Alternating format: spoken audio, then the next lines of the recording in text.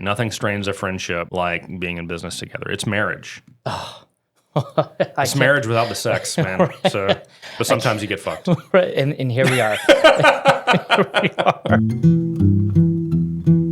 The following program features a bunch of doofuses talking about the automotive aftermarket. The stuff we or our guests may say do not necessarily reflect the beliefs of our peers, our sponsors, or any other associations we may have. There may be some spicy language in this show, so if you get your feelings hurt easily, you should probably just move along. So without further ado, here's your host, Mike Allen, with Confessions of a Shop Owner, presented by Tektonic, the best software ever invented for any purpose, ever. We are here at Elite's Ignite 2026. This is day one for Elite one-on-one coaching clients. Our pro service members got here yesterday and had a day of just content for pro service, which was a lot of fun. I will say that those of you who listen to our podcast on a semi-regular basis, Matt Lofton, who I do my monthly coaching calls, not everybody knows, but I think a lot of people know that he's a former NASCAR racer. Yeah. And I think he got up to like Truck Series, right? Yep. And so last night we all went to Octane Raceway, and we all raced go-karts like fools. And I want to put this on camera, make sure that it makes it on camera. It's going to make an appearance in every episode. This is my gold karting trophy from where I crushed Matt Lofton. And it should be noted that Matt actually came in third. So when we do our next coaching call, I'm going to put this on the desk behind me. And I'm going to make sure that he has his bronze one on the desk behind him as a constant reminder, Matt. Anyway. That's good.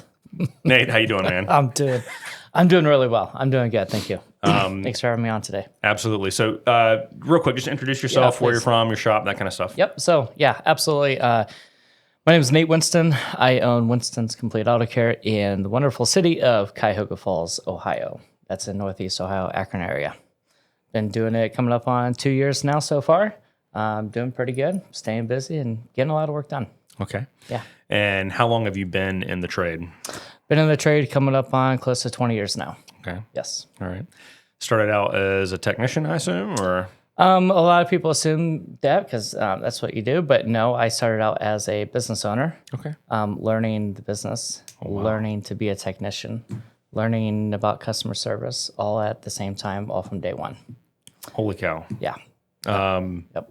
Any history in entrepreneurship or business ownership or anything like that? No history before that. That was back in 2008. There was no history on entrepreneurship or anything before that. No. How? No. What the hell, man? Did you just wake up one morning and you're like, you know what? I want to be stressed out. I want my cholesterol to be high. I want my mental health to be a challenge. I'm going to get into the automotive repair business. You could say that, but no. It didn't work out like that, no. Okay, so Started, tell me, if you don't mind, tell me that story. Yeah. So I started tinkering with my own vehicles, or my own car that I had back then was a 1996 Chevy Cavalier. Remember those? I do. So had that and tinkering with it, fix up little things on it, and I did really well with it, fixed an alternator on my own. I was very proud of myself on it, so I thought I'd love to get into business, get into business ownership with a friend of mine that we worked together in a factory, and we had an idea to fix cars. Thought we'd be rich and make lots of money doing it. This is going to be a great path for our careers, and let's do it. You know. A lot of us are stupid when we're young, right? Yeah, definitely. So was this like a union factory job in Ohio? No, so we worked at a factory building vertical blinds, fashion blinds, and things like that. Okay, all right. And that's how we met. How did you pick automotive? Just because you had been tinkering? Just because I was tinkering, right? That's it. Your buddy was not a technician either? No. He was my foreman at the blind factory. Look, here's the deal. I like to think that I'm pretty good at running an auto repair shop. It's what I've done for 20 plus years, but I'm not good at managing a marketing budget and all the different facets of a truly well-rounded marketing plan. There's mail, there's local advertising, there's website, there's Google AdWords, there's all the different things that go into that, and it's just not what I'm good at. So what I've chosen to do is to buy myself the time to focus on what I am good at, while having someone else execute on all of those things at a way higher level than anything I could ever do. That's what turnkey auto marketing does for me. So if you feel like you could use some of that same magic, I'm going to recommend that you go to turnkeyautomarketing.com, get a free consultation, tell them that I sent you, tell them that Confessions of a Shop Owner sent you. You won't be disappointed. Some of the best lessons I've learned over the years don't come from a manual. They came from talking with other industry professionals who've been through the same struggles. That's kind of the premise of this show. That's what Tektonic 2026 is all about. Presented by Tekmetric, it brings the industry together under one roof to share real stories, compare notes, connect with people who live and work the same life every day. If you're looking for honest conversations and a stronger community, you'll find it at Tektonic 2026. Tap the link in the show notes to learn more and grab early bird pricing while you still can. At the plastic factory, yeah. I was a Wow. technician. So just a couple of dudes working in a totally different trade. Yes. We're like, you know what? We should open a shop. Neither one of us Yes. know how to work on cars. Right. Correct, yes. It sounds like a pretty atypical path. So Yeah. what did that look like? You just went out and started looking for a business to buy, or did you open from the ground up, or how did that work? Yep, open from ground up, looking around from different cities, looking for not so much an existing shop, but just a warehouse space or some kind of shop that's for lease, that's empty, that we can just move into, build it from ground up. Okay. Yep. And so, I mean, that's like the startup story is I got tired of working for the man. I was the best technician in my shop. I went and opened a shop, and I was the service advisor, the owner, the technician, Yep. everything. Yeah. You couldn't do that. No. Mm-mm. So, No. Oh gosh, no. so I mean, like, what do you don't have any cash flow. How do you go hire people without cash flow? You don't hire anybody. You just do it on your own. This hiring thing, I don't know what that word means. Holy cow. You figure it out, and you just have a little bit of money, with zero cash flow. You live in the place, you live in the building, you live in the shop, and get evicted from your apartments and things like that, from your livelihoods, and you move in, and you live there. Did you both live there? We did, yes. So this was single men at this point then? I was single. He was married. He has kids. They were living at home, but he ended up moving into the shop also to live there for a week because the traveling was just too much, too costly, gas and everything like that. So he would spend the week there, and then on the weekends, then he would go home, and I would still stay there and live there because I was single and I had nobody else, Yeah. Wow. That's This hardcore entrepreneurship, man. Yeah, this was in the summer of 2008. Yes. And you're working there for free, 100 hours. Oh, and it's the 2008 downturn too Yes. in Ohio. Right. Oh my God, that's horrible. And we didn't even know about this whole economic crisis thing. I learned about that a couple years afterwards. You were just living through it. Wondering what the hell was rolling. going on. I don't know. What's this cash for clunkers? Right. Yeah, why is the government pouring stuff in engines and stuff, and getting them seized up to buy new cars, hurting us. But we didn't get a paycheck for the first year. Just figure things out, Wow. Well, I mean, buy little tools here and there from Sears and get you a red toolbox and figure out how it works. so how did you get cars early on? How did we get cars? Were you like advertising on Craigslist or? No, we did advertising through like your Money Saver magazines that Yeah. you get in the mail. Money things like mailer, that. yeah. Yeah, money mailer thing. We did that, and that's it. And hope and pray and wait for people to break down and bring them in. That's it. So how long did that business exist in that capacity? In that capacity, we were there together for about 15 years. Oh wow. Yeah, so yep. how long were you living at the shop? Lived at the shop for about a year or so ish. All right, so you gained traction pretty quick and were able to. Then I was able to move out and get my own 1-bedroom, 2-bedroom apartment down the road. Okay. Literally down the road, yeah. Okay. Yeah. About a mile or so. So I know that now you're on your own, and we can talk about the partnership and how that ended up happening in a little bit. Sure. How big did you grow that business? Like, where did it end up? The first one? Yeah. Yeah, it grew pretty good. Several thousand customers, everybody knew us in the city, joined the Chamber of Commerce, became president of the Chamber in the Falls for a year. Had a lot of business connections, a lot of great success, a lot of events that we went to, and it was good. It built up pretty good. I don't know the exact number of customers, but it was well. Wow. That's all.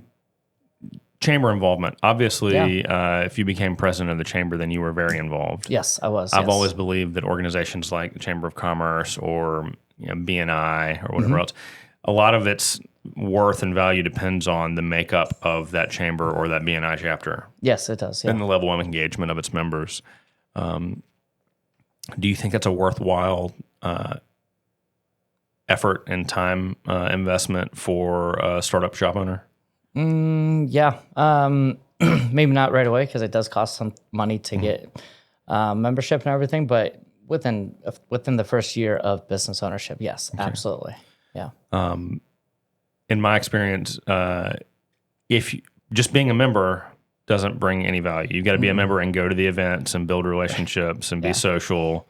Yeah. And, get involved in the community events that they host and that kind of stuff. Yeah. How much time did you end up investing in that? Oh gosh, quite a bit of time. We're talking quite a bit of time, a good 20 hours a month roughly, on just helping prepare to events, helping prepare to meetings, helping to go to the events. We were booming back in 2018 and 19 when I was president. Yeah. In 2019, and it was hopping, it was moving and grooving. It was really good. Yeah. But yeah, it was fun. Yeah. Are you still involved at this point in groups like that? Not so much due to COVID. It changed a lot of atmosphere over the past couple of years. Yeah. And I'm just so busy. I'm just a one-man shop now. So I'm pretty busy with my full main line of work. But no, not so much anymore. And plus I got 4 kids at home too. So holy cow. Back then I only had 2. So I was able to be more free with my time. Yeah. So tell me about how you ended up dissolving your partnership and going into business for yourself. How did that happen? That was about, I want to say it was about 2.5 years ago, where me and my partner, we'd always butt heads all the time, every week, like any other partnership would. That's natural. So, but that just continued to festered and no problems were getting resolved or anything like that. And then therefore it was the night before Thanksgiving, where I just had enough of the laziness in the partnership and not caring for people's cars, not caring for the people. And I just blew up and threw a yelling match, and I broke a bunch of things in the shop. I said, F this, I'm out, I'm done, I'm getting a loan, or I'll figure this crap out and I'm out of here. First of the year, we need to break up. I've given him many warnings over the years. One of these days I'm done. One of these days I'm out of here. It's like, no, you're not. You're going to stay right here. I'm like, yeah, okay, you're right. Just kind of played it off, as I'm trying to work on my own business plan in my head, So build up enough courage, build up enough cash flow to figure it out. And I finally pulled the trigger and put all my ducks in a row and got out. What was the format of your partnership, like ownership breakdown, that kind of thing? Can you share that? A format as far as? Were y'all 50-50? Or? Oh, yeah. Yeah, it was 50-50. Okay. It's 50-50, all verbal. That's a big no-no. Yeah. Nothing was written on paper. Nothing. We tried to, and then it would fizzle within the next day or two. Nothing would be his satisfaction. Nothing would be agreed. Then when it comes time to pay in a lawyer or an accountant or somebody to get everything finalized, it would never move on to that step ever. Never. It just is all verbal. So you are not the first guest I've had that had a big dream and a partnership, and the lack of putting things in writing led to real bad heartburn. Right, yeah. Is the first business still in existence? It is in existence, yes. Okay. Yep. He was able to jump through some loopholes legally through the IRS and stuff to be able to keep the name. Hey, everybody. I wanted to take a minute to tell you about the coaching organization I've been involved with for, over 20 years now. Elite. Elite Worldwide, they don't give you a one size fits all solution. They tailor the coaching specifically to you and your shop. They pair you with an experienced coach who is either a current or a former shop owner, and they turn strategies into actual action and accountability and results. Whether it's improving your service advisor's sales, growing your shop, growing to multiple locations, they really have you covered. They've got training for all of those things. Clients of Elite really see results, higher profits, stronger teams, a better work-life balance. If you're ready to take the next step, visit eliteworldwide.com to schedule your discovery session. That's eliteworldwide.com to start working on your business rather than in it. Tell them that you heard about them on Confessions of a Shop Owner so that I get a pat on the back or maybe a box of chocolates or something. That would be awesome. Thanks. And keep the signage. When I told him we should probably just take the sign down. So you started a different company. I'm starting out my own company. So it's only right for you to do the exact same thing, to be honest and ethical and stuff. He's like, nope, I'm just going to keep it. And people are going to think you're still here and we're going to roll in business. And that's how it rolled out, you know? That sucks, man. Yep. I'm sorry to hear that. Yep. Well, you know, like my grandmother used to say, you just wish them all the success and happiness they deserve. Yeah. You know? Yes, I do. Yes. You know, in relation to that, I had a business partner for several years, and one of the best things that Elite ever taught me in pro service and the facilitator of my group was Jim Murphy, who you've met before. He's here. When we were talking about going into partnership, he hammered into my head like, you have to have an ironclad partnership agreement with an outline of expectations and job descriptions, and you have to have a buy-sell agreement. And the other thing he said is don't ever be 50-50. Somebody's got to be the boss. Interesting. Somebody has to have the deciding vote. And so in our partnership, for the most part, it was 51-49. And then in the original store, it was significantly more unbalanced than that just because it was already pre-existing. And so I don't remember the details of what led to, you know, the breakup on our end, but it was, you know, differing communication styles and differing leadership styles. And I'm not even here to say if my style was better than his, right? Because he's got a very successful business now. But I do remember when it finally broke, I was actually at a soccer match for my son, and it was probably like 4:00 in the afternoon, so the shop was still open and running. But middle school soccer, you know, games are at 3:30 or whatever. And we were on the phone, and like it just got. I have no idea what we were talking about. I don't remember. I don't even remember who got angry first. It might have been it might have been me. I don't know, honestly. But it was, you know what, we need to just call this quits. And it was like, okay, I'll meet you at the shop at 6:00. Does that sound good? And, you know, pulled out the paperwork that was signed in the safe, and we had the formula to establish valuation. We agreed on a number. We agreed on terms. And that allowed us to have a clean separation without a lot of pain, a lot of animosity. And it allowed him to also go open his own shop. So, that's good. If my advice, if you were thinking about going into the automotive repair space with a business partner, would be don't be 50-50. Somebody's got to be the boss and have the deciding factor. And it needs to be very clearly understood up front, right? And then the other thing would be to invest the money with the attorneys to have a very clearly defined partnership agreement. And if you're not comfortable on how to do that, then reach out to Elite or reach out to whomever your coaching company of preference is. And if you don't have one, you know, reach out to me and I'll point you in the direction of some. But obviously, I'll point you in the direction of Elite. And get that. And that needs to be part of your startup expense is getting the agreement in place. Absolutely. Because nothing strains a friendship, and you're like, this is my best friend, this is gonna be great. Nothing strains a friendship like being in business together. It's marriage.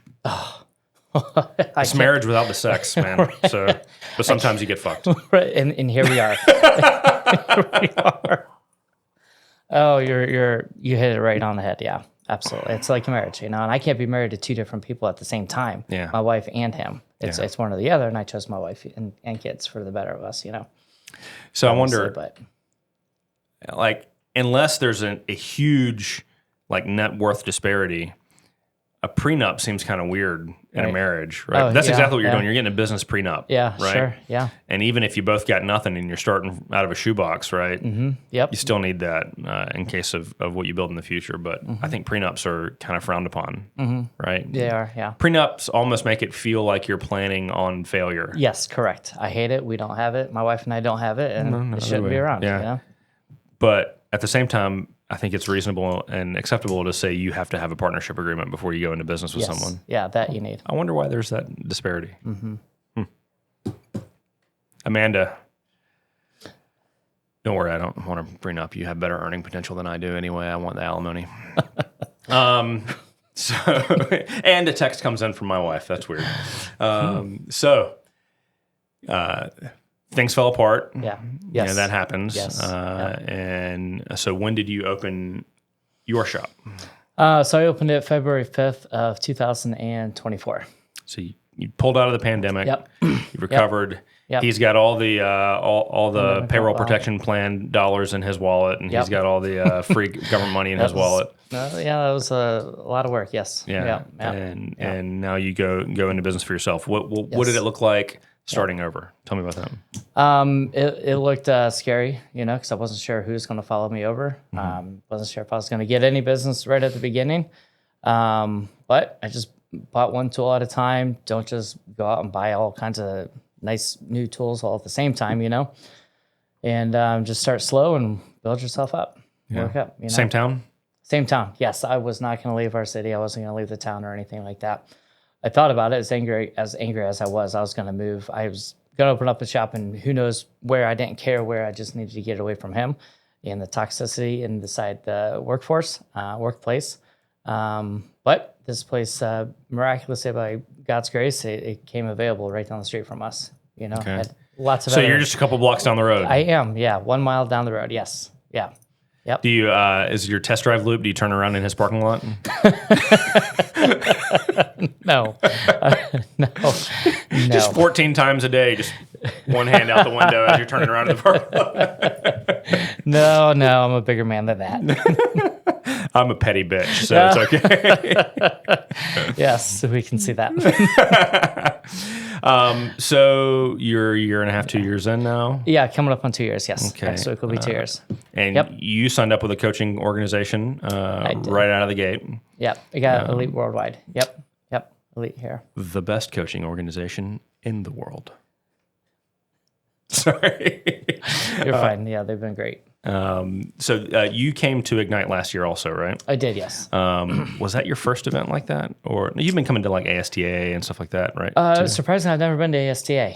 I have never been to ASTA. Bro, we got to fix that. We're trying.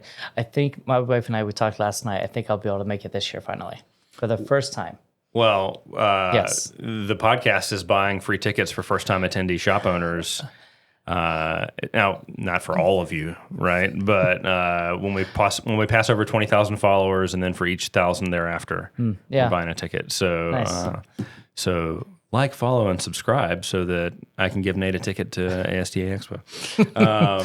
Yeah, I've tried to go the last 4 years, but always something came up for whatever reason. But this year looks pretty clear. Okay. So, but yeah, I've gone to Vision. I've gone to Elite Worldwide events a lot in the past as well. So Vision is not a long drive for you, though. That's pretty close by, right? No, that's a very long drive. I fly for that. That's about a 13-hour drive, and I'm not driving it by myself. So I'll fly. what do you think my grade was in geography in school? You look like an A student. No. A plus. I just established that I don't realize that you're 12 hours from Vision. So Right. Like from my shop to your place in Carolinas, I'm about 8-hour drive. So I'll drive to ASTA. That's about my limit. awesome. Yeah. All right. Well, I'm looking forward to seeing you in Yes. Raleigh on the last weekend of September. We're doing the hospitality suite again. It's going to be awesome. So Hey, it's me, Mike's kid. Want to tell us your wild shop stories? Or maybe you just think, my dad's totally wrong. Call us at 704-CONFESS and leave a message. You can tell us we're awesome, or you can tell us we're idiots. We're cool either way. That's 704-CONFESS. Just don't make it too weird. It's a good time, dude. So That'll be good. actually next weekend, so all the shit that we bought for the hospitality suite last year was like a bunch of video games and like arcade cabinets and couches and stuff. I have a second floor at one of the shops that's just dead space. So we set up a company lounge up there. Oh, nice. Okay. Poker table, everything else. And it's like a cigar lounge. So we're hosting an ASTA just social event there next weekend. But that's all getting schlepped back over to the convention center for this year. So it should be a good time. Yeah, good. So you break out, you got to go start over again on your own. Yep. You're still a one-man show? Yep, still a one-man show. Okay. Yep, no employees. You going to keep it that way? As of right now, I know our wonderful coach, Matt Lofton, he's pressing me to hire somebody, at least do some interviews with people, get your feet wet, keep talking to people. Everybody's telling me I need to hire someone as busy as I am, as much workload as I have. I need to be bringing on people, but I just have a lot of trust issues with employees and that sort of thing. Okay. We need to figure out. So, but yep. Your first hire, would it be, I assume, a technician then at that point? Yeah, like a B level technician, somebody who can do your brake, suspension, shocks, and get things done properly. Have you thought about bringing on a young man or a young woman out of tech school to just kind of bring them up into that role? I thought about it. I'd like to in the future at some point. I really desire for that. But a lot of other shops tell me not to do that because I just don't have the time to train them right now. I have very limited, zero time to do that. Yeah, at this point that's legit. Like, you need to invest time and attention into the development of a young technician. If you're just going to get them and stick them doing lube work, that's why so many of them wash out. Because, I mean, where I'm at, a lot of the students in the automotive programs don't ever graduate because they're working part-time at a dealership or something else. And they get told, you don't need to finish your program, just come on full-time with us and we'll finish your training internally and you can get a OEM training. And they have good training programs, but then they get pigeonholed into the quick lube and they get stuck doing lube work and GS work for a couple of years, and they get mocked and made fun of and yelled at and everything else, and then they wash out. So we're seeing a real big issue with that locally. I don't know if that's nationwide or not, but yeah, I don't know. I've never worked in a dealership before, so I have no idea how that works. Yeah. So what does 26 look like for Winston Automotive? Right. Same as last year, but do a little bit better. Continue to stay focused on customers. Get the vehicles done. Interview other technicians, things like that. And I plan to try to make a huge attempt to hire somebody at some point this year. Don't know when, but we'll see how that goes. Do you enjoy working on the cars or communicating with the customers more? I want to say 50-50 on both ends. I really love every aspect of the business of the shop. Some customers can be frustrated with their questions and stuff, but cars are frustrating as well. Yeah. We all know how that goes, but I like both ends really. Okay. Yeah. What's the biggest challenge you're dealing with right now? Trying to manage it all, workflow, just trying to make sure I'd be able to get back to everybody at a timely fashion. That's the hardest right now.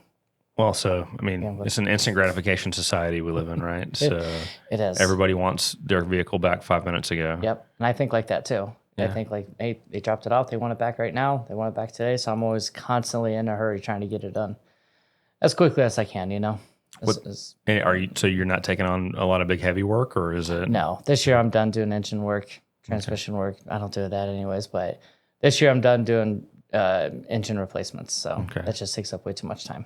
I gotcha. Yep. Focus on the low hanging fruit and the gravy work. That's it. Yeah. What software are you using? Wonderful Tektonic. Oh, yes. That seems like a wonderful segue it is. into a message from one of my partners. So let's call it what it is. If you're going to step away from the shop, it better be worth it, period. Especially in a one-man operation, you've got to have a tremendous value to step away from the shop. Tektonic 2026 is designed for that reality. It's role-based sessions, hands-on workshops, and conversations with people who actually understand what it takes to keep a shop profitable and a team sane. I like that it doesn't pretend that we all need the same thing, right? Owners, advisors, technicians, unless you're Nate, where you're all of those things. But we don't have the same headaches. You're not wasting time sitting through sessions that you don't apply to your day-to-day life. We don't need technicians in keynotes that don't apply. We don't need owners in technical classes that don't apply to what they do every day, right? You should leave with a clearer idea of what to fix first, what to tighten up, and what you should stop chasing. That's one of the biggest things you can gain from events like this is learning what you don't need to be burning time on. Presented by Techmetric, Tektonic is happening April 9th through 11 in Houston. Tickets are on sale now. My listeners actually get $500 off standard pricing with code CONFESSIONS500. So go to techmetric.com/Tektonic. That's TEKTONIC, or tap the link in the show notes.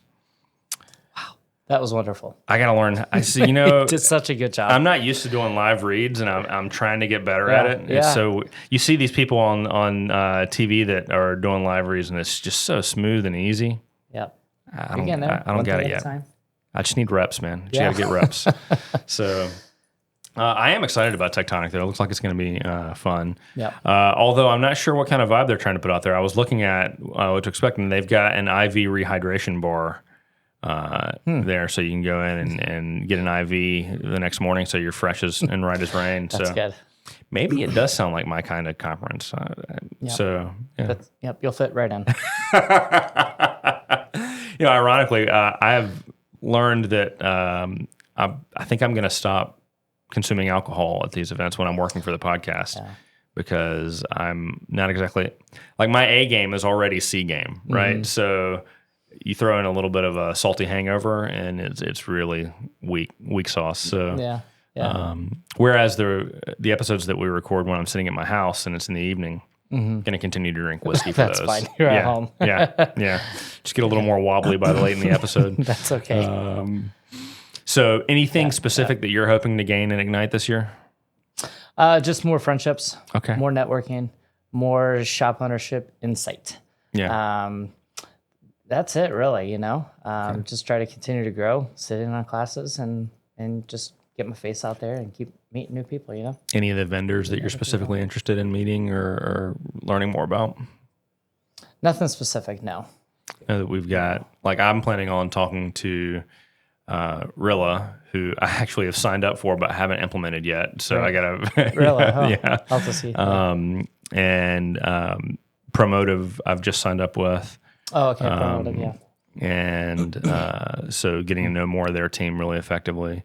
There's a whole list of them out there. ARS Loaners out there. I just want to check in with them. I've been using them for years and love them. So that's one of the, besides the networking and the relationship building with other shop owners around the country, which is a huge, valuable asset, having a chance for a couple of days to build rapport with these different vendors and really figure out the people that are behind the brands and see if it's somebody that you want to do business with. There's a lot of value in that too. Mm-hmm. So, Absolutely. Actually, Ash Kaplan was in here earlier. I recorded with her at SEMA, and she was with her former employer at the time, and they had a partnership that wasn't in writing. Oh, One of those deals. And she has since gone out on her own and opened a new business. So I'm going to be recording with her. So I'm interested to learn more about that. Yeah, so there you go. That's great. There's just lots of good connections to make and further. So that's what it's about. Well, cool, Nate. Surely. There is one other thing that we do on this show. It is Confessions of a Shop Owner, where you confess disasters. It doesn't have to be a disaster. It can be a mild annoyance. And I should have given you some prep time to think about something. I just dropped it right in your lap. Nothing. Everything runs perfect at my business. Yeah, right. So, if you do want to, throw some hand grenades into the workflow, I can recommend, free diag, bring it in right now, no matter how busy you are. Okay. Cheap oil changes. Okay. All great methods to build stress. I've been studying that free diet thing that you're doing. So I'm thinking of implementing that this year. So I feel like there might have been some sarcasm there, but if you just call me. Just call me if you ever want to make poor choices. A little bit. Follow me for more advice on how to have scalable mediocrity. That's good. Deal. Thanks, dude. Yes. Hey, thanks so much for watching our video today. If you enjoyed this content and you'd like to see some more, you can click right here. And it would be really helpful for me if you thought that this level of mediocrity is something that could help your other friends that were shop owners or in the industry. You can click right here and subscribe. You can even set up notifications if you want. I'd love to have you on the channel.